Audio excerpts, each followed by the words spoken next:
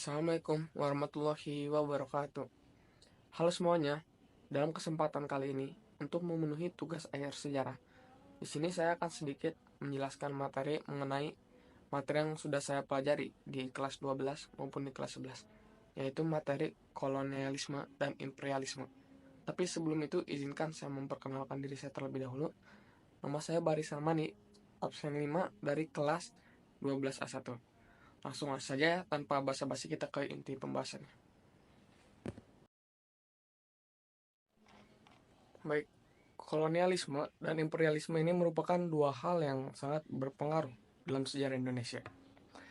Kedua istilah ini memiliki arti yang berbeda. Kolonialisme adalah upaya suatu negara untuk menguasai wilayah lain dengan tujuan eksploitasi sumber daya alam dan manusia. Sementara itu, imperialisme ini adalah kebijakan perluasan wilayah suatu negara dengan cara menguasai wilayah secara ekonomi, politik, maupun militer. Sejak abad ke-16, bangsa Eropa seperti Portugis, Spanyol, Belanda, dan Inggris mulai datang ke Nusantara untuk mencari rempah-rempah. Namun, kedatangan mereka tidak hanya untuk berdagang, tetapi juga untuk menjajah dan menguasai wilayah Indonesia. Salah satu bangsa yang paling lama yang menjajah Indonesia itu adalah Belanda. Mereka datang pertama kali pada tahun 1596 dipimpin oleh Cornelis de Housman. Awalnya, Belanda ini hanya ingin berdagang, tetapi lama-kelamaan mereka ingin menguasai perdagangan rempah-rempah. Untuk itu, Belanda mendirikan sebuah organisasi bernama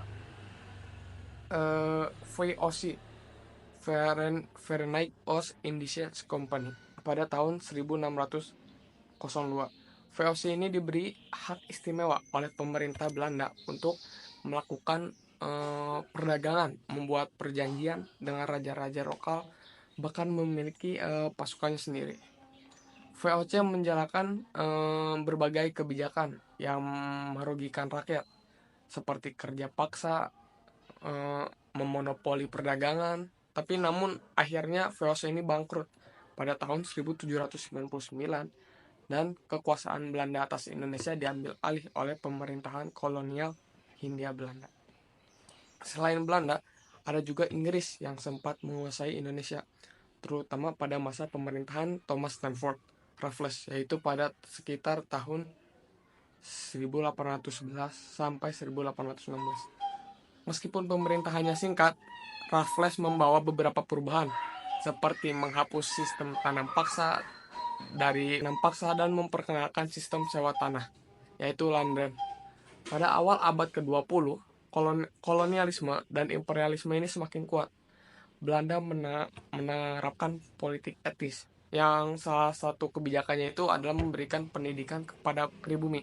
Namun tujuan sebenarnya itu bukan untuk memajukan rakyat Indonesia, tetapi melainkan untuk menciptakan tenaga kerja yang lebih terampil dan penting bagi kepentingan kolonial tersebut.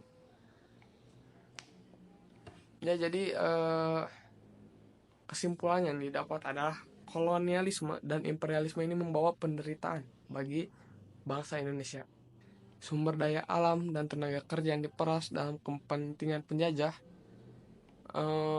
Namun penderitaan ini juga memunculkan kesadaran nasionalisme bangsa kita yang akhirnya mendorong bangsa Indonesia untuk berjuang lebih lagi untuk meraih kemerdekaan.